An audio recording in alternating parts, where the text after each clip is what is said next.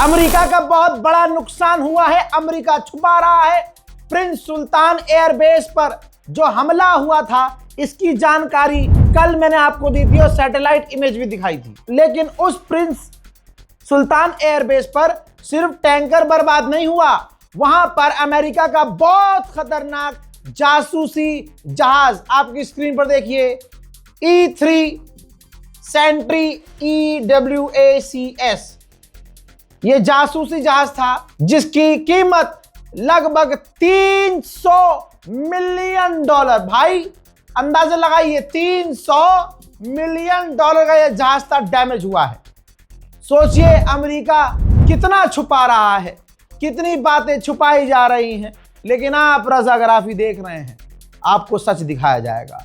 दोस्तों, इसके बाद जिसको कोई नहीं पूछता था, जिसको कोई थूकता नहीं था, आज तमाम अरब ने उसे अपना मुश्किल कुशा बना लिया है। नाम है ज़ेलेंस्की। पहले सऊदी अरब ज़ेलेंस्की पहुंचा, उसके बाद UAE पहुंचा, उसके बाद कतर पहुंच गया। लगातार पूरे अरब का दौरा कर रहा है, बिल्कुल VIP लौंडा बनके, VVIP बनकर। ये ज़ेलेंस्की, कल तक जिस ज़ेलेंस्की कोई पूछ नहीं रहा था, कोई, सारे ज़ेलेंस्की से दूर भाग रहे थे। ईरान की मिसाइलों ने और ईरान ने जिनके चूतड़ों पर लठ बजाए हैं, सारे के सारे अरब जो अपने आप को तुर्रम खां समझते थे, सबकी तुर्रम खानी निकल गई। और सारे 2 कौड़ी के एक आदमी जो एक टाइम तक नचनिया था, डांसर था, लेकिन जैसे तैसे वो राष्ट्रपति बना, देश को ये जंग में ले गया कि पिछले 4 साल से ये रूस और यूक्रेन की जंग में फंसा हुआ है।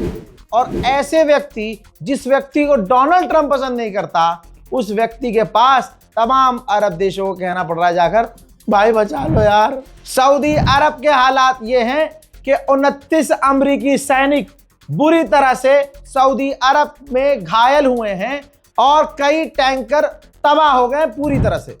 ओमान के करीब अमेरिकी वेसल पर ईरान ने हमला किया है और खुद कंफर्म किया है। देखिए, तस्वीर नहीं आ रही, इसका मतलब ये नहीं कि ईरान ने नहीं किया है। तस्वीर आएगी, लेकिन बाद में जैसे आएगी मैं आपको दिखा दूंगा। उधर युगांडू के जनरल ने कहा है 2 हफ्ते में तेहरान पर कब्जा कर सकते हैं, 2 हफ्ते में। कौन कह रहा है? युगांडू। बताइए, जो सुपर पावर अमेरिका, जो इजराइल ईरान के आधे इंची जमीन पर कब्जा ना कर सके, और हवा पूरी बनाने के बाद अमेरिका ने मना कर दिया कि हमारा कोई ऐसा प्लान नहीं है, वहां कब्जा करने के बाद युगांडू कर रहा है। अबे खाना पानी अरेंज करो, पूरी दुनिया की भीख से, UN की मदद से युगांडा चल रहा है, और तुम्हारे गांडा में ज्यादा दर्द है तो आकर देखो, पहुंचो ईरान। लल्लो पच्चो क्यों चला रहे हो भैया? फाइटर जेट तुम्हारे पास है, ओहो, वो भी भीख मांगने पड़ेंगे। देखिए, जिनको कल तक कोई नहीं पूछता था, वो अमेरिका इजराइल की जंग लड़ने के लिए आगे आ रहा है, ताकि थोड़ा हाईलाइट हो जाए, उसको पैसा मिल जाए, फाइटर जेट मिल जाए। समझ रहे हैं? ये है चीज।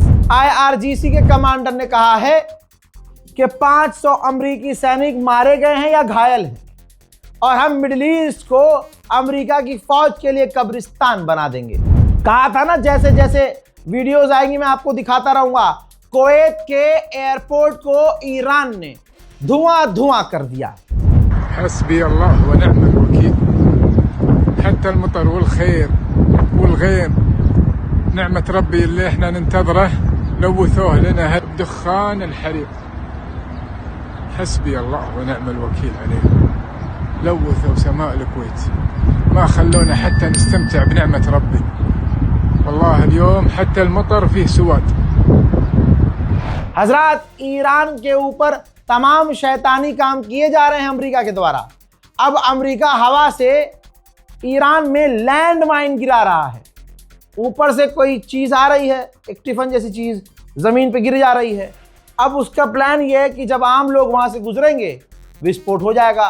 तो यानी अमेरिका और इजराइल के निशाने पर आम लोग हैं। 175 जो लड़कियां मारी हैं उन्होंने जान कर मारी। मैंने सुबह सुबह आपको बताया था कि ईरान की यूनिवर्सिटी पर हमला किया गया है। उस वक्त मैंने आपको तस्वीर दिखाई थी, लेकिन अब मैं आपको दिन की तस्वीर दिखा रहा हूं। ध्यान से देखिए, टेक्नोलॉजी IUST, जी हाँ, जो टारगेट की गई है, जो इंजीनियरिंग कॉलेज था, साइंस यूनिवर्सिटी थी, उसको पूरी तरह से तबाह कर दिया है अमेरिका और इजराइल ने। यानी एजुकेशन सिस्टम से ही दिक्कत है। अमेरिका इजराइल कभी नहीं चाहते कि आप पढ़ें लिखें और अमेरिका और इजराइल को टक्कर दें। उधर आबू धाबी में, जी हाँ, आबू धाबी में मिसाइल गिरी और मिसाइल गिरने की वजह से 6 लोग बुरी तरह से घायल। अमेरिका के लिए झटका यह है, जो रिपब्लिकन डोनाल्ड ट्रंप को सपोर्ट कर रहे थे इस जंग में, अब वो भी सपोर्ट नहीं कर रहे हैं। डोनाल्ड ट्रंप पूरी तरह से अकेला पड़ता हुआ नजर आ रहा। फाइनेंशियल टाइम्स ने क्या लिखा है, आप अगर पढ़ सकते हैं तो पढ़ लीजिए। डोनाल्ड ट्रंप की जंग यूएस इकोनॉमी को तगड़ा नुकसान दे रही है।